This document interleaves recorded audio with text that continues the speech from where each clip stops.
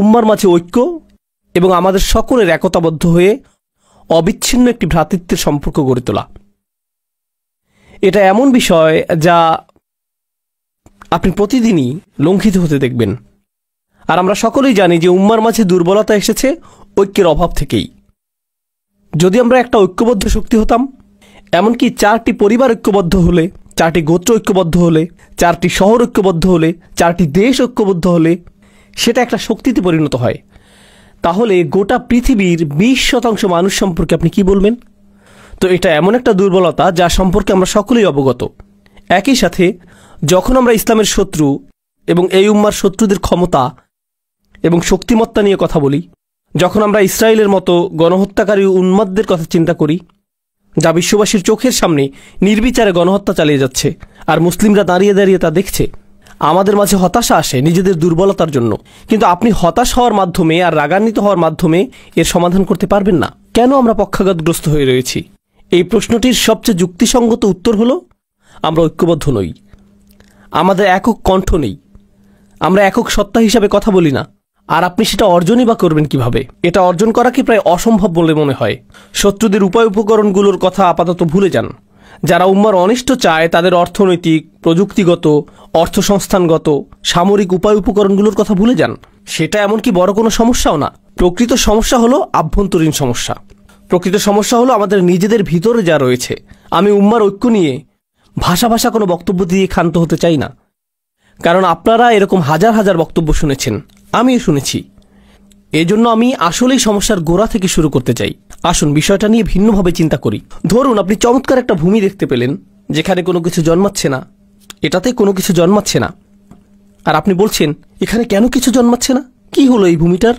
আপনি তো কোনো বীজ বপন করেননি, আপনি মাটির যত্ন নেননি, আপনি সেচ দেননি, আর এখন অভিযোগ করছেন যে এখানে কিছু জন্মাচ্ছে না কেন? আপনি বীজ বপন করলেন, সেচ প্রদান করলেন, পর্যাপ্ত সূর্যের আলো নিশ্চিত করলেন, এটাও নিশ্চিত করলেন যে নিয়মিত পোকামাকড় এবং আগাছা পরিষ্কার করা হচ্ছে। যদি আপনি তা না করেন তাহলে অভিযোগ করার কোনো অধিকার আপনার নেই। আর যদি আপনি তা করেন, যদি আমি তা করি, সেক্ষেত্রেও আমি গতকাল একটা বীজ বপন করে আজকেই বলতে পারি না যে আমার গাছ কোথায়, কেন আমি কোনো গাছ দেখতে পাচ্ছি না, এরপর তা ভুলেই গেলেন। কেন আমি দুশ্চিন্তা করছি? আমার এত খেয়াল করারই বা দরকার কি? পরিপক্ক চিন্তা এভাবে কাজ করে না। এভাবে আমরা শক্তি অর্জন করব না। আপনাকে একটা বিষয় তত্ত্বাবধান করতে হবে, উন্নতি সাধন করতে হবে, আবাদ করতে হবে, এরপরে অবশেষে আপনি ফলাফল পাবেন। আমরা এখানে মুসলিম ঐক্য নিয়ে কথা বলছি। একটা মুহূর্তের জন্য মুসলিমদের কথা ভুলে যান। এমন মানুষদের কথা চিন্তা করুন যারা আল্লাহ এবং রাসূল সাল্লাল্লাহু আলাইহি ওয়াসাল্লামের ভালোবাসার জন্য ঐক্যবদ্ধ না। এমন মানুষদের কথা চিন্তা করুন যারা অর্থের প্রতি ভালোবাসার কারণে ঐক্যবদ্ধ। মাল্টিবিলিয়ন ডলার কর্পোরেশনগুলোর কথা চিন্তা করুন। ওকে, তাদের রয়েছে ভিন্ন ভিন্ন বিভাগ, ভিন্ন ভিন্ন অবস্থান, ভিন্ন ভিন্ন অফিস, আবার সেই অফিসগুলোর ভিতরেও আভ্যন্তরীণ কোন্দল রয়েছে। সেই মানুষগুলো একে অপরের সাথে একত্র নয়, বরং তারা একে অপরের অনিষ্ট করার চেষ্টায় রত। তো এই কোম্পানিগুলো কি করে? তারা মাল্টিমিলিয়ন ডলার ব্যয় করে টিম বিল্ডিং, কোম্পানির সংহতি রক্ষার অনুশীলন, অফিস পার্টি এবং এই ধরনের সকল কার্যক্রম পরিচালনা করে, শুধুমাত্র কর্মচারীরা যাতে একে অপরের সাথে ঐক্যবদ্ধ থাকে, যাতে একে অপরের সাথে অন্তর্গত কোন্দলে না জড়ায় এবং একে অপরের সাথে একত্রতা অনুভব করে। কিন্তু এই পেশাজীবীদেরকে ঐক্যবদ্ধ করার পেছনের কারণটি কি? এই প্রকৌশলীদের, প্রোগ্রামারদের, হিসাবরক্ষকদের, ডিজাইনারদের, সকল মানুষদেরকে যা ঐক্যবদ্ধ করেছে তা হলো আমাদের সকলকে আরো বেশি অর্থ উপার্জন করতে হবে। আর বছর শেষে তারা কি উদযাপন করে? আমাদের বিক্রয় 20% বৃদ্ধি পেয়েছে। এটাই আমাদেরকে ঐক্যবদ্ধ করেছে। এজন্যই আমরা অদম্য একটা শক্তি। তাদের চিন্তায় এই অর্থনৈতিক উদ্দীপনাটাই তাদেরকে ঐক্যবদ্ধ করেছে। এটাই তাদের সম্পূর্ণ প্রেরণাকে তাড়িত করে। তো প্রথম একটা বিষয় আমি আপনাদেরকে বলতে পারি যে এমন মানুষ রয়েছে যারা অন্যথায় একে অপরকে ঘৃণা করত, কিন্তু অভিন্ন একটা উদ্দেশ্যে তারা একতাবদ্ধ। আর কখনো কখনো সেই অভিন্ন উদ্দেশ্য তেমন গুরুত্বপূর্ণ নাও হতে পারে। এটা হতে পারে শুধু অর্থ অথবা শুধু খ্যাতি, হতে পারে দুইজন খেলোয়াড় যারা একে অপরকে ঘৃণা করে, কিন্তু তারা একই দলে থেকে এক হয়ে চ্যাম্পিয়নশিপের জন্য লড়াই করে। তারা একই দলে ঐক্যবদ্ধ থাকার অভিনয় করছে। সে বল পাস করা থেকে বিরত থাকবে না এই জন্য যে অপর ব্যক্তিটিকে সে পছন্দ করছে না, আর যদি সে এটা করে তাহলে তার ক্যারিয়ার শেষ। তারাও দলবদ্ধ থাকার অভিনয় করে। কিন্তু এই সকল অবস্থায়, আমার দেওয়া উদাহরণগুলোতে এই সকল অবস্থায় একটা বিষয় উপস্থিত: আন্তরিকতার অভাব। আমি শুধু তোমার সাথে ঐক্যবদ্ধ কারণ আমাদেরকে এই খেলায় জিততে হবে। আমি শুধু তোমার সাথে ঐক্যবদ্ধ কারণ আমাদেরকে পণ্য বিক্রয় করতে হবে। এর বাইরে তুমি পাহাড় থেকে নিচে পড়ে যাও, আমার কিছু যায় আসে না। এর বাইরে আমি তোমার সাথে এক কক্ষেও থাকতে চাই না। তুমি যে যুক্তি প্রদান করো আমি সেগুলো সহ্যও করতে চাই না। বুঝতে পারছেন? এখানে বস্তুগত একটা উদ্দেশ্য রয়েছে যা মানুষকে ঐক্যবদ্ধ করেছে। এটা না হলে তারা পরোয়াই করতো না। যখন আপনি রাজনীতির কথা চিন্তা করেন, আপনি ডেমোক্রেটিক এবং রিপাবলিকান পার্টি নিয়ে চিন্তা করেন এবং প্রায় গুরুত্বহীন ইন্ডিপেন্ডেন্স পার্টি নিয়ে চিন্তা করেন, কিন্তু এই দলগুলো নিয়ে যখন চিন্তা করেন আপনি মনে করেন যে ডেমোক্রেটরা সকল ঐক্যবদ্ধ, রিপাবলিকানরা সকল ঐক্যবদ্ধ, কিন্তু একই দলের ভিতরের এই লোকগুলো একে অপরকে অপছন্দ করে। তারা বরং একে অপরকে ধ্বংস করতে ভালোবাসবে, যদিও তারা একই দলের অংশ। তাহসাবুহুম জামিআন ওয়া কুলুবুহুম শাত্তা। আল্লাহ বলছেন, তোমরা কি মনে করেছো তাদের হৃদয়গুলো একতাবদ্ধ? তাদের হৃদয়গুলো ছড়ানো ছিটানো। তো প্রশ্ন উঠছে, যখন আল্লাহ আমাদেরকে এক উম্মাহ হওয়ার আহ্বান জানাচ্ছেন যে আমাদেরকে এক উম্মাহ হতে হবে, সেক্ষেত্রে আমাদেরকে জানতে হবে যে সেই জিনিসটা কি যা আমাদেরকে ঐক্যবদ্ধ করেছে, ঠিক কোন জিনিসটি আমাদেরকে ঐক্যবদ্ধ করেছে। আর আমাদেরকে ঐক্যবদ্ধকারী প্রেরণাটা যদি আসলে সবচেয়ে শক্তিশালী প্রেরণা হয় তাহলে সেই ঐক্যটি অত্যন্ত মজবুত হবে, কিন্তু ঐক্যবদ্ধকারী প্রেরণাটি যদি ক্ষীণ হয় তাহলে ঐক্যটিও দুর্বল হবে। ঐক্যটি সেই জিনিসের মতোই দুর্বল হবে যা আমাদেরকে একত্রিত করেছে। উদাহরণস্বরূপ, এখন আমরা এই মসজিদে বসে আছি, আর আপনারা অনেকেই কাজ থেকে এসেছেন, অনেকে এসেছেন বাসা থেকে, অনেকে এসেছেন আপনাদের ব্যবসা প্রতিষ্ঠান থেকে। আপনারা সকলেই এসে একত্রে এই মসজিদে বসেছেন। পুরুষেরা আছেন, নারীরা রয়েছেন, শিশুরা রয়েছে, আর আমরা সকলেই যারা এখানে একত্রিত হয়েছি আমরা ঐক্যবদ্ধ হয়েছি আল্লাহর ইবাদত করার অভিপ্রায় নিয়ে। এজন্যই আমরা ঐক্যবদ্ধ হয়েছি। কিন্তু এই আলোচনার পরে আমরা সকলে পৃথকভাবে ফিরে যাব। তো যদিও এখানে আমরা কয়েকশো মানুষ থাকি, কয়েক হাজারও থাকি, আমরা একত্রিত হয়েছি ঠিকই, কিন্তু আসলে আমরা 1000 স্বতন্ত্র ব্যক্তি। আমরা আসলাম এবং একসাথে একটি কাজ করলাম, তারপর আমরা চলে গেলাম, এটুকুই। এটা ঐক্যের বহিঃপ্রকাশ নয়, এটা হলো সম্মিলিত একটা উদ্দেশ্যের বহিঃপ্রকাশ। আমাদের শুধু সম্মিলিত একটা উদ্দেশ্য ছিল, আমাদের সকলের উদ্দেশ্য ছিল জুমার নামাজ আদায় করা, এটুকুই। এটা দ্বারা এটা বোঝায় না যে এই সম্প্রদায়টি ঐক্যবদ্ধ, কোনোভাবেই এটা প্রদর্শন করে না। এখানে আমাদের উদ্দেশ্য হলো ইবাদত করা। কিন্তু আপনি যদি শুধু একটি উদ্দেশ্য দ্বারা ঐক্যবদ্ধ হন আর এটাই যদি হয় সব, তাহলে যখনই সেই উদ্দেশ্য সমাপ্ত হবে আপনার ঐক্যও শেষ হয়ে যাবে, অন্য আর কিছুর প্রয়োজন হবে না। আমি শুধু চাই যে আমার সন্তানেরা মসজিদে যাক, আমি শুধু চাই যে আমার সন্তান কিছুটা কোরআন শিখুক, আমি শুধু কোনোভাবে ইসলামের সাথে সম্পর্ক অনুভব করতে চাই, এটুকুই। যদি এটাই আপনার উদ্দেশ্য হয় তাহলে এটুকুই পাবেন। যখন সেটা পূরণ হবে আপনার আর কোনো প্রয়োজন থাকবে না, আর কোনো লক্ষ্য থাকবে না। কোরআন ঐক্য সম্পর্কে সম্পূর্ণ ভিন্ন একটা চিত্র অঙ্কন করেছে। এটা কোনো একটা কাজের উপর নির্ভরশীল নয়, এটা বড় একটা ঈদের নামাজের উপর নির্ভরশীল নয়। আর প্রতি বছর আমি একই সাথে হাসি এবং কাঁদি যখন শুনি মানুষ ঈদ কবে উদযাপিত হবে তা নিয়ে মতবিরোধী লিপ্ত। কারণ একই দিনে আমাদেরকে ঈদ উদযাপনের ব্যাপারে ঐক্যবদ্ধ হওয়া উচিত। আমি এই বিষয়ে বলি, আসলেই কি তাই? যদি আমরা সকলেই একই দিনে ঈদ উদযাপন করি, সেটাই আপনার কাছে ঐক্য বলে মনে হয়? নামাজের সেই 20 মিনিট ঐক্য কি এটুকুই? আপনি এমনকি জানেনও না যে যেই মানুষটির পাশে আপনি ঈদের নামাজ পড়ছেন তার পরিবারের সদস্য হাসপাতালে ভর্তি রয়েছে, আপনি তা জানেন না। আপনি এটাও জানেন না যে এই ব্যক্তিটি ব্যবসায় ক্ষতির শিকার হয়েছে, অথবা এই ব্যক্তিটি তার বাবাকে হারিয়েছেন, অথবা তিনি কাজ হারিয়েছেন, অথবা স্বাস্থ্যগত সংকটের মধ্য দিয়ে যাচ্ছেন, আপনি জানেন না। তো ঐক্য আসলে কি? একটা ছবি যা প্রদর্শন করে যে অনেক মানুষ একসাথে দাঁড়িয়ে রয়েছে, এটাই ঐক্য। আমার যুক্তিতে এটা ঐক্যের কৃত্রিম এবং অর্থহীন মানদণ্ড। আর সেজন্যই যখন আমরা অভিযোগ করি যে আমাদের ঐক্য নেই, আমাদের সেই অভিযোগও অর্থহীন। এটা আমার দেওয়া উদাহরণটির মতোই। আপনি একটা ভূমির সামনে দাঁড়িয়ে আছেন যেখানে কিছু জন্মাচ্ছে না, আর আপনি বলছেন, হেই, এখানে তো কোনো কিছুই দেখছি না, কেন আমার জন্য কিছু জন্মানো অবস্থায় নেই? ইতিমধ্যেই তো আমার বাগানে প্রবেশ করার কথা। না না না, যদি আপনি বাগানের মালি হতে প্রস্তুত না হন সেক্ষেত্রে অভিযোগ করার কিছুই নেই। তো আসুন একটু পেছনে ফিরে যাই এবং এই বিষয়টা নিয়ে চিন্তা করি। প্রথমত এবং প্রধানত আমি পুরুষ মানুষদের উদ্দেশ্য করে বলবো, পর্দার আড়ালের বোনেরা একটু ধৈর্য ধরুন, আপনাদের পালা আসবে। যদি আজকে নাও হয় অন্য আরেকদিন বলবো ইনশাআল্লাহ, কিন্তু আজ আমি শুধু পুরুষদের উদ্দেশ্য করে বলবো। মুসলিম সমাজের অনেক পুরুষ মানুষের সাথেই আমার অনেক কথোপকথন হয়েছে, সারা পৃথিবীব্যাপী এবং আমেরিকাতেও। পুরুষ মানুষদের কাছ থেকে অন্যতম একটা অনুভূতির কথা আপনি শুনবেন যে সকলেই আমার কাছ থেকে কিছু চায়। আমার পরিবার আমার কাছে চায়, আমার বাবা মা আমার কাছে চায়, আমার সন্তানেরা আমার কাছে চায়, আমার স্ত্রী আমার কাছে চায়, আমার শ্বশুরবাড়ি আমার কাছে চায়, আমার বস আমার কাছে চায়, আমার সমাজ আমার কাছে চায়, প্রত্যেকেই আমার কাছে কিছু চায়। আর সে যদি একটা ফোন কলও পায়, এমনকি কলটি রিসিভ করার আগে সে ধরে নেয় এটা তার উদ্দেশ্য না যে হ্যালো, আমি তোমার খবর নেওয়ার জন্য ফোন করলাম, তুমি কি ভালো আছো, সবকিছু কি ভালো চলছে, চলো একদিন দেখা করি। এমনকি কেউ যদি কল দিয়ে বলে আসসালামু আলাইকুম, তুমি কেমন আছো, এর মধ্যেই আপনার মাথায় কাজ করে যে সে কি চাইছে, কি ব্যাপারে কল করেছে, কল করার কারণটা কি। কেউই এজন্য আপনার খোঁজ নেয় না যে তারা আপনার ব্যাপারে মনোযোগী। তারা আপনার খোঁজ নেয় কারণ তারা এমন কিছুর প্রতি মনোযোগী যা আপনি তাদেরকে দিতে পারবেন। তো হয়তো আপনি একটা ক্যাশ বাক্স, অথবা আপনি হয়তো একজন সেবক, আপনি শুধু এটুকুই। আপনি আছেন শুধুমাত্র ব্যবহৃত হওয়ার জন্য।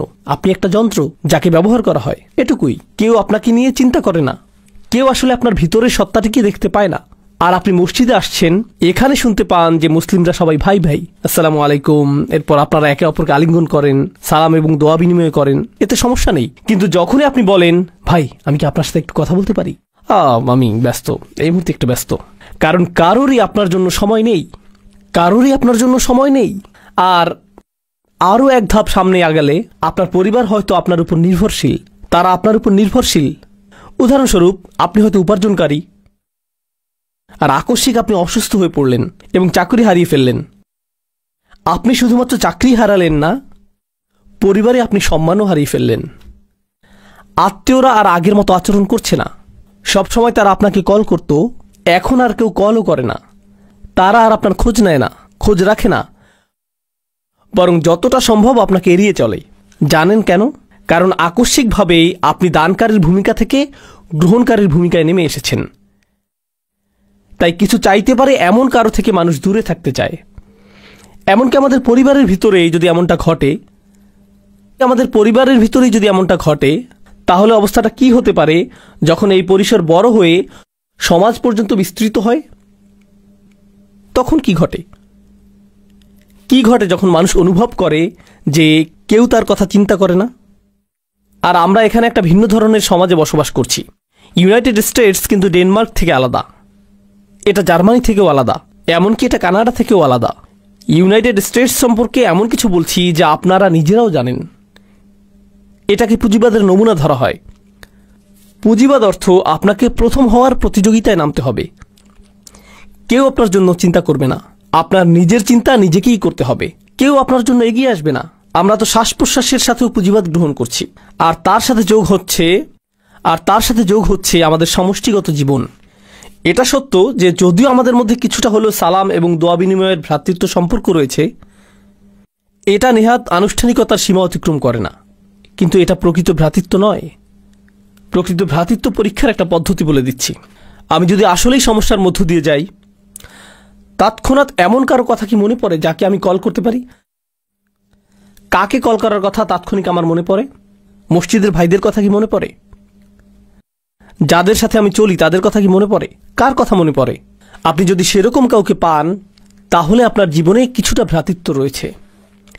কিন্তু আপনি যদি দুইবার ভাবেন এই ব্যক্তিকে বললে সে আমার সম্পর্কে কি ভাববে, এই ব্যক্তিকে বললে সে কিভাবে এটা আমার বিরুদ্ধে ব্যবহার করবে, আপনাকে যাচাই বাছাই করতে হয় আপনার সমস্যাটি কোনো ব্যক্তিকে খুলে বলবেন কিনা, কারণ আপনি নিশ্চিত না যে সে এই কথা আরো 20 জনের সাথে বলে বেড়াবে কিনা।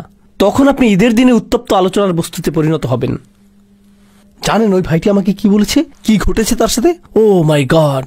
আপনি অন্য কারো উপভোগের গল্পে পরিণত হতে চান না, এই জন্য নিজের মুখ বন্ধ রাখেন। জানেন এর অর্থ কি? আপনার জীবনে ভ্রাতৃত্ব অনুপস্থিত। একজন ইমানদার অপর ইমানদারকে যে সতর প্রদান করার কথা, সেটা আপনার নেই, আপনার তা নেই। আসুন আরও এক ধাপ এগিয়ে যাই, সেই আয়াতটিতে যাওয়ার আগে যা আমি আসলেই আপনাদের সাথে শেয়ার করতে চাই। আরেক ধাপ এগিয়ে যাই। আমাদের সমাজে এমন তরুণ অথবা বৃদ্ধ মানুষ রয়েছেন যারা ব্যর্থ হয়েছেন। ব্যর্থতাও জীবনেরই অংশ। আপনি কোনো পরীক্ষায় অকৃতকার্য হলেন, এটা ঘটতেই পারে। চাকুরির পরীক্ষায় ব্যর্থ হলেন, এটা ঘটতেই পারে। আপনি ধর্ম পালনেও ব্যর্থ হতে পারেন। কোনো তরুণ হতাশার শিকার হয়ে মদ্যপান শুরু করতে পারে, এটা ঘটতে পারে। কেউ হারাম সম্পর্কে জড়িয়ে পড়তে পারে, এরপর ড্রাগ, মদ্যপান এবং এ জাতীয় আরও অন্ধকার পথ বেছে নিতে পারে, আরও খারাপ পথেও যেতে পারে। সে আরও নিচে চলে যেতে পারে। আপনি যদি আপনার শিশু সন্তানটিকে নিয়ে হাঁটেন আর শিশুটি পড়ে যায়, তখন আপনি কি করেন? আপনি তাকে তুলে নেন, তাকে মুছে দিবেন। যদি সে আঘাত পায়, সেখানে ব্যান্ডেজ লাগিয়ে দিবেন, অ্যান্টিসেপটিক লাগিয়ে দিবেন, তাকে সেরে ওঠার সুযোগ দিবেন যাতে সে সুস্থ হয়ে ওঠে। আমাদের সমাজে কি ঘটে? কি হয় যখন আমাদের পরিসরে কেউ নিচে পড়ে যায়? ও মাই গড, আস্তাগফিরুল্লাহ। এই যুগের তরুণদেরকে দেখো। জানো কি দেখলাম? আব্দুল করিম কি করেছে জানো? লা হাওলা ওয়ালা কুওয়াতা ইল্লা বিল্লাহ। আমি তাকে অমুক জায়গা থেকে বের হতে দেখলাম। ইন্না লিল্লাহি ওয়া ইন্না ইলাইহি রাজিউন। কেউ একজনের তার সাথে কথা বলা উচিত। জানেন বিষয়টা কি? সেই ব্যক্তিটি হয়তো একটি পাপ কাজ করেছে। আমি বলবো যে আপনি তার চেয়েও বড় পাপ কাজ করেছেন। সেটা যদি আল্লাহর বিরুদ্ধে করা অপরাধ হয়ে থাকে, আপনিও তো নিজের মুখ ব্যবহার করে অন্য মানুষের সামনে অপর এক ভাইয়ের মর্যাদা নষ্ট করেছেন। আর আস্তাগফিরুল্লাহ বলছেন যেন আপনি প্রকৃতই তার ভালো চাইছেন। কারণ আপনি যদি প্রকৃতই ভালো চাইতেন, প্রথমত আপনার মুখ বন্ধ থাকতো, আর একমাত্র তখন এটা খুলতো যখন আপনি তার কাছে গিয়ে তাকে জড়িয়ে ধরে বলতেন, যদি কখনো প্রয়োজন হয় আপনার কথা শোনার জন্য আমি সদা প্রস্তুত, আর আমি মারা গেলেও আপনার এই গোপনীয়তা প্রকাশ করব না। সেটাই হতো ভ্রাতৃত্বসুলভ আচরণ। এখন যা করছেন তা ভ্রাতৃত্ব নয়। আমি আমাদের তরুণদের নিয়ে উদ্বিগ্ন। এটা ভ্রাতৃত্ব না। আমি জানি না এটা কি, তবে কমপক্ষে এটা যে অগোচরে আক্রমণ সেটা তো বলাই যায়। কিন্তু এই বাস্তবতাটি আমি আমার জন্য সৃষ্টি করেছি। তারপর আমরা এই কথা বলার ধৃষ্টতা দেখাই যে উম্মাহ কেন ঐক্যবদ্ধ নয়? কোটি কোটি মানুষ রয়েছে। আরে ভাই, আপনি কি আমাদের 1 ডজন মানুষকে ঐক্যবদ্ধ দেখাতে পারবেন? 2 ডজনকে দেখাতে পারবেন? কোটি কোটি মানুষের একতা নিয়ে কথা বলার আগে কয়েকশো ঐক্যবদ্ধ মুসলিম দেখাতে পারবেন? তো আসুন এখন আমরা দেখি সাহাবীগণ কেমন ছিলেন এবং কোরআন কেন তাদেরকে এত প্রশংসা করেছে। এটি হলো কোরআনের সবচেয়ে চমৎকার স্থানগুলোর একটি। খুবই সংক্ষেপে আমি আপনাদেরকে ঘটনাগুলো বলবো। খাইবারে রাসূল সাল্লাল্লাহু আলাইহি সাল্লামকে উল্লেখযোগ্য একটা বিজয় প্রদান করা হয়েছিল।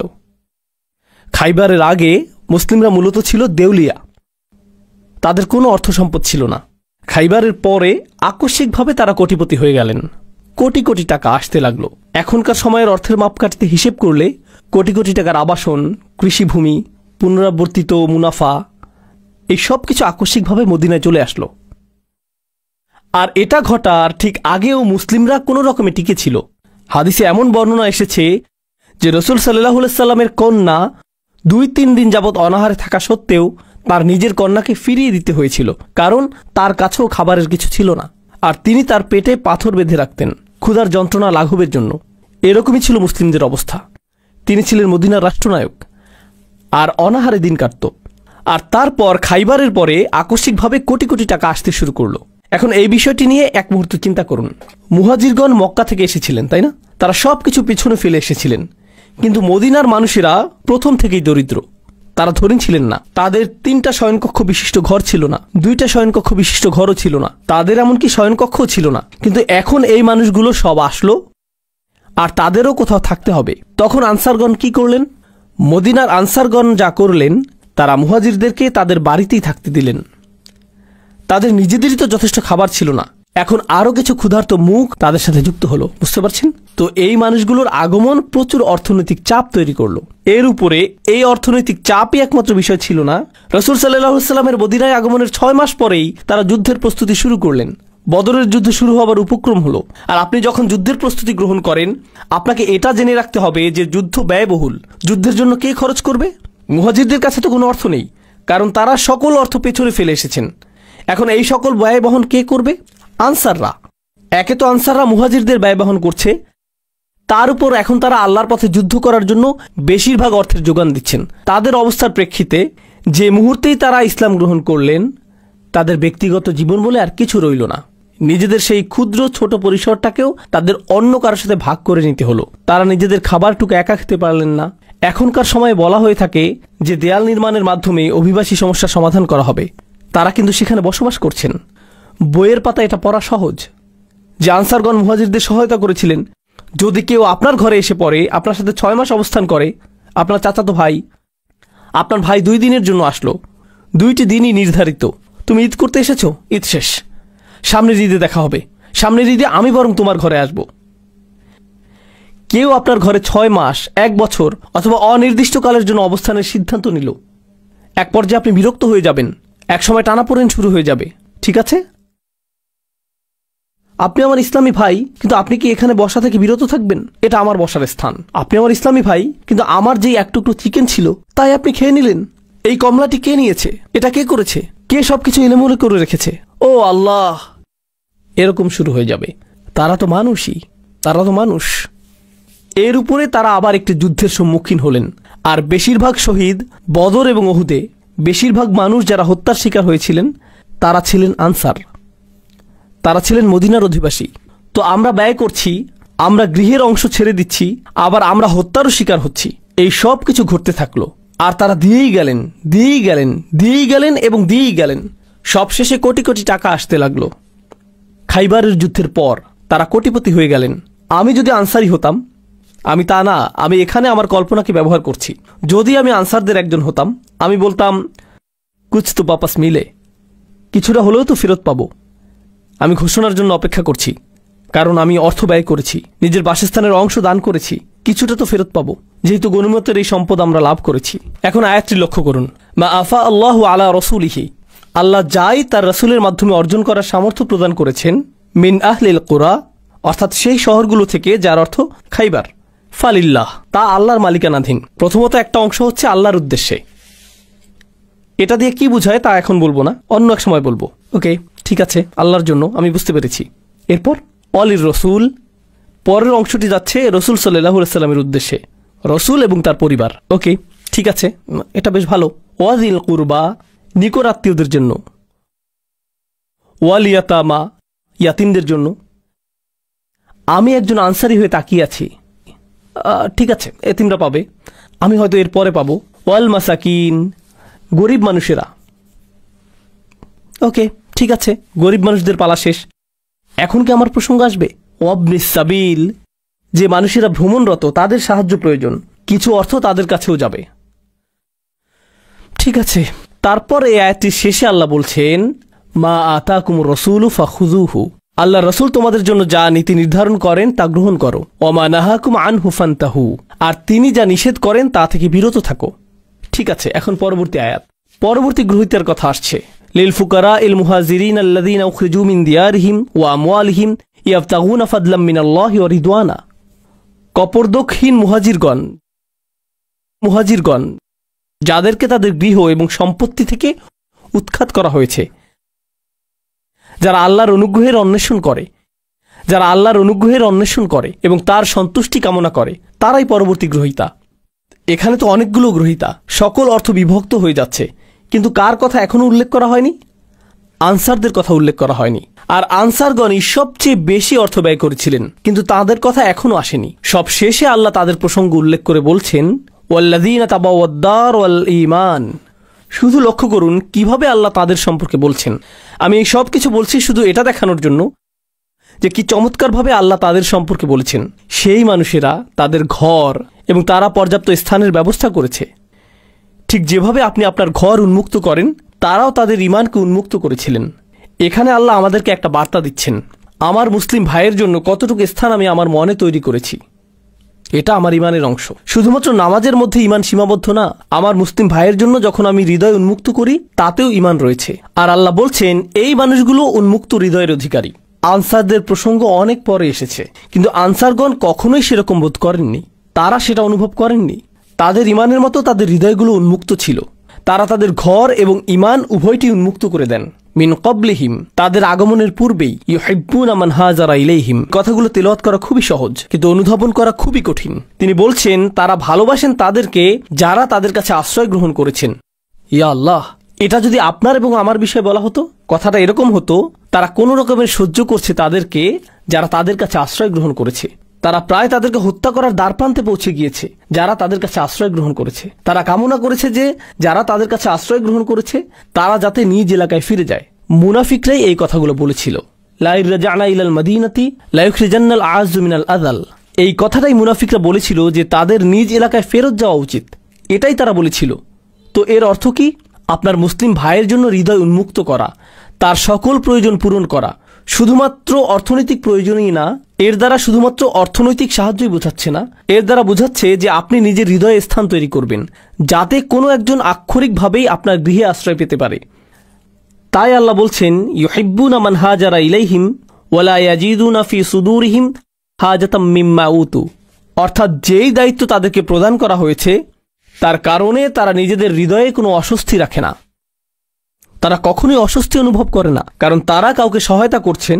তারা কখনোই অস্বস্তি বোধ করেন না, কারণ সে আমার ভাই, সে আমার বোন, সে আমার পরিবার, আল্লাহ বলেছেন যে সেটা আমার পরিবার। লা ইলাহা ইল্লাল্লাহর এই বন্ধন রক্ত সম্পর্কের চেয়েও বেশি। এটাই একমাত্র গুরুত্বপূর্ণ বিষয়। পরিবার সবার আগে, উম্মাহ সবার আগে, এটাই ছিল তাদের মনোভাব। আপনি অভিবাসন সংকট নিয়ে চিন্তা করেন। আমরা যেহেতু আমেরিকায় বসবাস করছি, আমরা চিন্তা করি মেক্সিকান অভিবাসীদের কথা, অবৈধ অভিবাসী এবং শরণার্থীদের কথা, তাই না? মুসলিম বিশ্বে যান, পাকিস্তানে যান, সেখানে আফগানি অভিবাসীরা রয়েছেন। মালয়েশিয়াতে যান, সেখানে ভারতীয় অভিবাসীরা রয়েছেন, ভারতীয় মুসলিম। বিভিন্ন মুসলিম দেশে যান, সেখানে অন্য দেশের মুসলিম অভিবাসী রয়েছেন। তুরস্কে যান, সেখানে সিরিয়ান অভিবাসী রয়েছেন। আর তারা উভয়ই মুসলিম, তারা উভয়ই মুসলিম। সেখানে বক্তব্যটি কি? মুসলিমদের মনোভাব সেই মুসলিমদের প্রতি যারা তাদের কাছে স্থানান্তরিত হয়েছে, সেই মনোভাবটা কেমন? এই সকল স্থানে এবং অন্য আরও স্থানে ট্রাম্প যেভাবে অভিবাসীদের নিয়ে কথা বলে, তারাও তাদের সম্পর্কে ঠিক সেভাবেই কথা বলে। প্রকৃতপক্ষে তারা এর চেয়েও খারাপভাবে কথা বলে। ট্রাম্প বরং উত্তম বলে। সেই ব্যবহার লক্ষ্য করুন এবং লক্ষ্য করুন যে কোরআন কি বলছে। ইউহিব্বুনা মান হাজারা ইলাইহিম। মুসলিম বিশ্বেই অন্য মুসলিম দেশ থেকে আগত কত হাজার মানুষকে সীমানায় আটকে দেওয়া হয়েছে। সেখানে তারা মূলত ক্যাম্পে বসবাস করছেন। তারা এমনকি ভেতরেও প্রবেশ করতে পারছেন না। আর তারা প্রজন্মান্তরে সেখানে রয়েছেন। শিশুরাও একই ক্যাম্পগুলোতেই জন্মেছে এবং বেড়ে উঠছে। ওয়ালা ইয়াজিদুনা ফি সুদুরিহিম হাজাতাম মিম্মা উতু ওয়া ইউসিরুনা আলা আনফুসিহিম ওয়ালাউ কানা বিহিম খাসাসা। তারা নিজেদের উপর অন্যদেরকে প্রাধান্য দেয়, যদিও তারা নিজেরা অভুক্ত অবস্থায় থাকে। তারা নিজেদের উপরে অন্যদেরকে অগ্রাধিকার দেয়। তারা অন্যদের জন্য নিজেদের প্রয়োজনকে তুচ্ছ করে দেখেন, যদিও তারা অনাহারে থাকেন। এটা বেশ উঁচু মানদণ্ড। আল্লাহ বর্ণনা দিচ্ছেন যে পরিমাণ অর্থ এসেছে তা নির্ধারিত আল্লাহর জন্য, রাসূলের জন্য, দরিদ্র কপরদক্ষিণ মানুষদের জন্য, মুহাজিরদের জন্য। আর তারপর তিনি আনসারদের কথা অসাধারণভাবে বর্ণনা করলেন। এত দীর্ঘ আয়াত উৎসর্গকৃত হয়েছে শুধুমাত্র আনসারদের জন্য আর তাদের কৃতকর্মের জন্য। আর তিনি শেষ করেছেন এই বলে যে ওমা ইউকা শুহা নাফসিহি ফাউলাইকা হুমুল মুফলিহুন। যে নিজেকে লোভ ও স্বার্থপরতা থেকে রক্ষা করতে পারবে সেই সফল। আমার সুরক্ষা প্রয়োজন আমার নিজের একটা অংশ থেকে। আমার নিজের ভিতরে রয়েছে লোভ এবং স্বার্থপরতা। আমাদের সকলের মধ্যে এটা রয়েছে। আল্লাহ বলেছেন আমাদের ভিতরে শুহ রয়েছে আর আমাদের সুরক্ষা প্রয়োজন শুধুমাত্র শয়তানের কাছ থেকেই না, আমার সুরক্ষা প্রয়োজন আমার নিজের শুহ থেকেও। যে সকল মানুষ তাদের ভিতরের এই দুর্বলতা থেকে মুক্ত হতে পারবে তারাই সাফল্য অর্জন করবে। ফাউলাইকা হুমুল মুফলিহুন। আমি চাই যে আমি নিজে এবং আপনারা আমাদের নিজস্ব পরিসরে পুনরায় চিন্তা করা শুরু করি যে ঐক্য অর্থ আসলে কি। কারণ কোরআনে বর্ণিত ঐক্য হলো নিজের ভেতরে অনুভূত ঐক্য। এটা সেরকম ঐক্য না যা শুধু বাহ্যিকভাবে দেখতে ঐক্যের মতো। এটা ঐক্য না যে আমরা একই রকম কথা বলি, অথবা আমরা একই রকম পোশাক পরি, অথবা আমরা একই মাযহাব অনুসরণ করি তাই আমরা ঐক্যবদ্ধ, আমাদের দাড়ির দৈর্ঘ্য সমান তাই আমরা ঐক্যবদ্ধ, অথবা আমাদের কাপড় সমান মাপে টাকনুর উপর থাকে তাই আমরা ঐক্যবদ্ধ, আমরা একই বক্তার আলোচনা শুনি তাই আমরা ঐক্যবদ্ধ। এগুলো সবই অযৌক্তিক, এগুলো সবই অর্থহীন। প্রকৃত ঐক্য হলো যখনই আপনি কোনো মুসলিম ভাইকে দেখেন, যেই মুহূর্তে তিনি আপনাকে সালাম দেন অন্য সকল প্রতিবন্ধকতা অদৃশ্য হয়ে যায়। ওয়ালা তাকুলু লিমান আলকা ইলাইকুমুস সালামা লাস্তা মুমিনান। এটুকুই যথেষ্ট। তারা আপনার ভাই, আপনি তাদের জন্য সদা প্রস্তুত, তারা আপনার জন্য সদা প্রস্তুত। আমরা ঐক্যের প্রকৃত অর্থ জানব না যদি আমরা এটা নির্মাণ না করি, যদি আমরা এটাকে লালন না করি। আর আপনি এবং আমি এটাকে লালন করতে পারবো যদি আমাদের নিজেদের ব্যক্তিগত পরিসর থেকে ঐক্যের চর্চা সৃষ্টি করা শুরু করি এবং মানুষের সাথে সম্পর্ক তৈরি শুরু করি। এই বিষয়ে আমি সর্বশেষ একটি কথা বলবো। ইতিমধ্যেই বক্তব্য দীর্ঘায়িত হয়ে গিয়েছে। সর্বশেষ যে কথাটি বলবো তা হলো, আমি 18-19 বছর বয়স থেকেই মুসলিমদের মাঝে কাজ করছি। খুতবা, দার্স এবং সক্রিয় কার্যক্রমগুলোতে যুক্ত ছিলাম। এটা প্রায় 25-26 বছর আগের কথা। আমি এই কার্যক্রমে দীর্ঘ সময় ধরে সংযুক্ত। আমি অনেক হালাকায় যোগ দিয়েছি, অনেক ইমামের সাথে ঘুরে বেরিয়েছি এবং যারা ইসলামী সম্মেলনের আয়োজন করে এই মানুষদের পরিসরে যুক্ত ছিলাম। আর এই পরিসরে আপনি বন্ধুত্ব তৈরি করেন, তাদের সাথে আপনি কথা বলেন ইসলাম নিয়ে, আপনি কথা বলেন উম্মার সমস্যা নিয়ে, আপনি অমুক আয়াত নিয়ে কথা বলেন, আপনি অমুক হাদিস নিয়ে কথা বলেন, আপনি ইতিহাস নিয়ে কথা বলেন। জানেন এই 25 বছর যাবৎ আমার পরিসরের মধ্যে একটা জিনিস রয়েছে যা নিয়ে কেউ কথা বলেনি, আর আমিও এটা নিয়ে কারোর সাথে কথা বলিনি। আর তা হলো তাদের ব্যক্তিগত জীবনে তারা কি কি সমস্যার মধ্য দিয়ে যাচ্ছেন। আমার পরিসরের মধ্যে এমন মানুষ ছিলেন যারা সকল ধরনের সমস্যার সাথে লড়াই করে যাচ্ছিলেন। বিষণ্ণতা, দুশ্চিন্তা, এমনকি কখনো কখনো আত্মহত্যার চিন্তা, বিবাহ বিচ্ছেদের কষ্ট, সন্তান লালন পালন, ভিসা বাতিল হওয়া, সব ধরনের সমস্যা ঘটে যাচ্ছে। আপনার জানার বাইরে থেকে যাচ্ছে। কারণ তারা এটা জানে যে এসব বিষয়ে কথা বলার জায়গা এটা না। তাদের মনোযোগের কেন্দ্রবিন্দু হলো শুধু হালাকা। তাদের মনোযোগ হলো তুমি কি এই প্রোগ্রামটা করতে পারবে, এটাই তাদের মনোযোগের বিষয়, এটুকুই। আর তুলনা করার জন্য আমি খ্রিস্টানদের একটা গির্জায় গিয়েছিলাম শুধু দেখার জন্য যে তারা কি করে। এক বুধবার রাতে গিয়েছিলাম, এখানকার স্থানীয় একটা গির্জা। তারা গোল হয়ে বসে, প্রথমে 5-7 মিনিট তারা গান গায় এবং এই জাতীয় কিছু কাজ করে। এরপর 1 ঘন্টা অতিবাহিত করে। জানেন সেই 1 ঘন্টায় তারা কি করে? সেখানকার পাদ্রী একজনকে বললেন, এই তোমার নাম কি? আমার নাম ফ্রাঙ্ক। তোমার নিজের সম্পর্কে কিছুটা বলো ফ্রাঙ্ক। এটা এটা এটা এটা তোমার এমন কি কোনো বিষয় আছে যার জন্য আমরা সবাই প্রার্থনা করতে পারি? হ্যাঁ, আমার মেয়ে আমার সাথে কথা বলে না, সেজন্য প্রার্থনা করুন। সকলে আসুন ফ্রাঙ্কের জন্য প্রার্থনা করি। পরবর্তী ব্যক্তি, পরবর্তী ব্যক্তি, পরবর্তী মহিলা, তুমি কি সমস্যা রয়েছে? আসো তোমার জন্য প্রার্থনা করি। কল্পনা করতে পারেন তারা এভাবে কথা বলছে আর এই মানুষগুলো একে অপরকে চিনেও না। সব শেষে তারা একে অপরকে আলিঙ্গন করলো। এরপর এক ব্যক্তি এসে বলল, আমার মেয়ের সাথেও আমার একই রকম অবস্থা ছিল, আমরা কিন্তু যোগাযোগ রাখতে পারি, মাঝে মাঝে এই বিষয়ে কথা বলতে পারি, এটা অনেক বড় প্রাপ্তি। আর আমি বিস্মিত হয়ে এটা দেখছিলাম। আমাদের সত্য ধর্মের অনুসারী হওয়ার কথা ছিল, আমাদের হওয়ার কথা ছিল আদিল্লাতিনা আলাল মুমিনিন, আমাদের হওয়ার কথা ছিল ইউসিরুনা আলা আনফুসিহিম। আমি দেখলাম যে এই সবগুলো আয়াতই এমন মানুষেরা চর্চা করছে যারা আমাদের ধর্মের ভিতরের কেউ না। আর এত বছর ধরে আল্লাহর ঘর মসজিদে এবং মুসলিম পরিবেশে থেকেও আমি এটা দেখিনি। যা আছে তা খুবই সামান্য। আমাদেরকে যত্নশীলতার সাথে লালন করতে হবে, ভ্রাতৃত্বের লালন করতে হবে। এখান থেকে ঐক্য আসবে। এটা বক্তব্য, আলোচনা এবং ভিডিও থেকে আসবে না। এটা আসবে যখন আপনি এবং আমি আসলেই সম্পর্ক তৈরি করব, গভীর সম্পর্ক। আল্লাহ আমাদেরকে একটি খাঁটি ঐক্যের অধিকারী মানুষে পরিণত করুন আর আমাদেরকে একে অপরের প্রতি আন্তরিক করে দিন। তিনি আমাদের সম্পর্কের কৃত্রিমতা ও কপটতা দূর করে দিন এবং সবচেয়ে শক্তিশালী, গভীর এবং অকৃত্রিম সম্পর্ক দিয়ে তা প্রতিস্থাপিত করে দিন। বারাকাল্লাহু লি ওয়া লাকুম। আসসালামু আলাইকুম।